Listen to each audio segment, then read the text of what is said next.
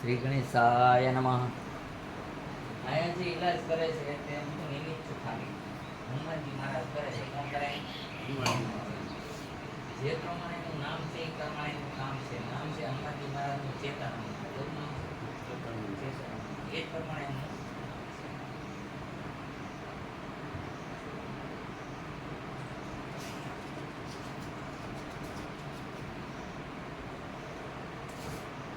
મનુષ્ય હંમેશા સત્ય કર્મ કરવા જોઈએ. કેવા કર્મ કરવા જોઈએ? સત્કર્મ. સત્કર્મ એટલે શું છે? ધર્મથી શ્રેષ્ઠ ભગવાન કૃષ્ણએ કીધું કે સારા કર્મ છે. કોઈ ભૂખા છે તેને ખવડાવવું, કોઈને કોઈ દેતું હોય તેમાં આડો હાથ નાખવો, આ બધા સત્કર્મ. આપણે કોકની નિંદા કરીએ એ બધાથી મોટું પાપ છે.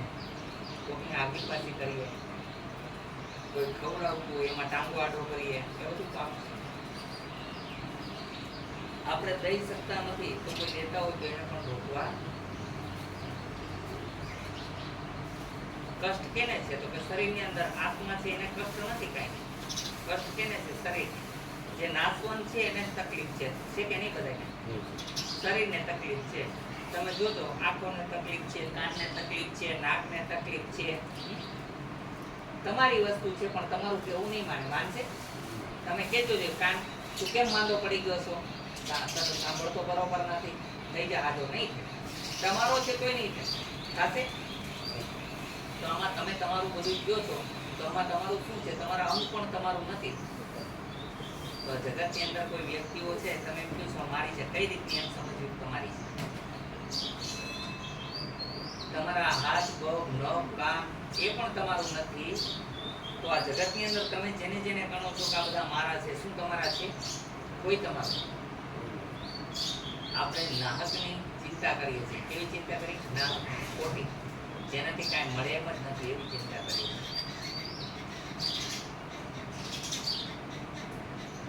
તો રોગ આપણો શરીરનો છે એ કઈ રીતનો દૂર થઈ શકે?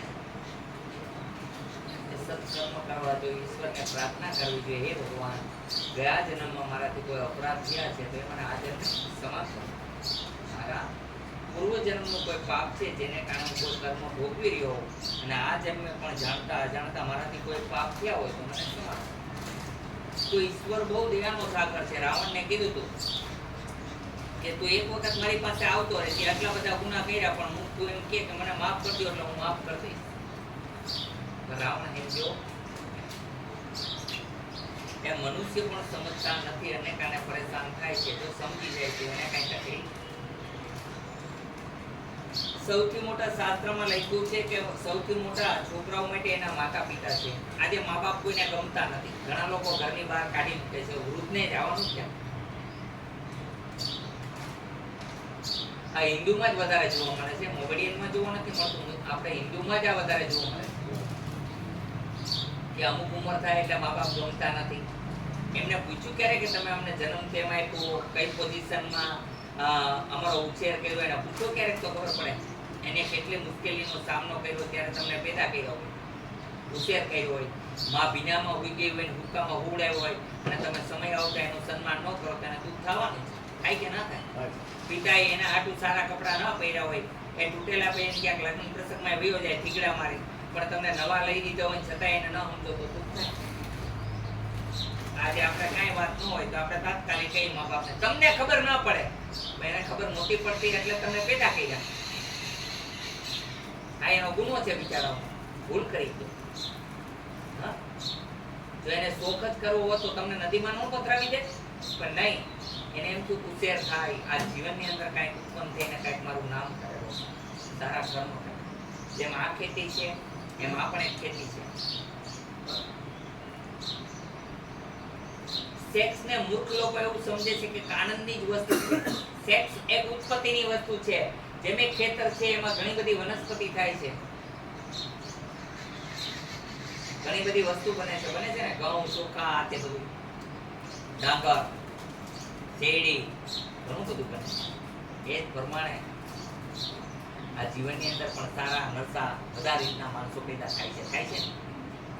તો સારો કોઈ સંત પેદા થઈ ગયો કે સારો કોઈ વ્યક્તિ પેદા થઈ ગયો તો એના મા બાપને ગર્વ થશે કે ભાઈ જોગીદાસ કુમાર જેવો છોકરો થયો,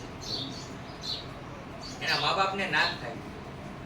હા, જોગીદાસ કુમારના વખાણ થાય એનું કારણ છે કે હંમેશા સત્યની માટે લડાઈ કરી, અને મર્દાનગી એટલી, એની ખુમારી એટલી, એની માટે એના વખાણ થાય. દેવાય ગોદર આયર છે, એના વખાણ એટલે થાય કે એની રાજ ખાતર કીધું કે રા રાખીને વાત કરજો, અને એ આયરાણીને ધન્ય છે એવી માતા મળવી મુશ્કેલ છે અત્યારે, કે સગા દીકરાની આંખ ઉપર પગ મારી અને જતી રહી, અને આંખમાં આંસુ ન હોવા દીધું. ધન્ય છે ભાઈ, દેશ માટે તેને કેવડી કુરબાની. તો એવા સંતાન થાય એની માટે તેને એમ કહે છે કે માતા પિતાની સેવા કરવી જોઈએ, તો સત્કર્મ કરો.